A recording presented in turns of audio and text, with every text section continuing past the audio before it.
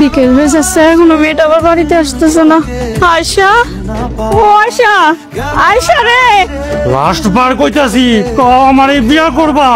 আমা আয়শা রে, ও আয়শা, ও আয়শা, তুই কই যাস মা?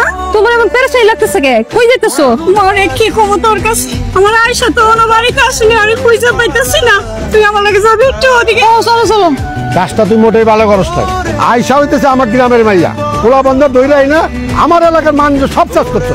এইটা আমাকেও গ্রামের মানুষের ব্যাপার। মানুষদের কি আছে? আশার আমি এই ছোটবেলা থেকে ভালোবাসি, দিনের পর দিন আমি ওর পিছনে ঘুরছি, ও আমার পাত্তা দেয় নাই। কোনো কিছু না পেয়ে লেগে আমি এই কাম করছি।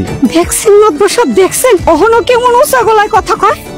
সময় মতো আমার মেয়েটা যদি রক্ষা না পাইতো, আজকে আমার মায়াটার কি অবস্থা হইতো ঘর। কাউরে ওর লোকে বিয়া দিতে পারবেন না আমি ছাড়া, এটা এলাকার বাসী সবাই জানে। বিয়া দিতে হলে আমার লোকেই দিতে হইব। শাস্তি হিসাবে ওর আমার লোকে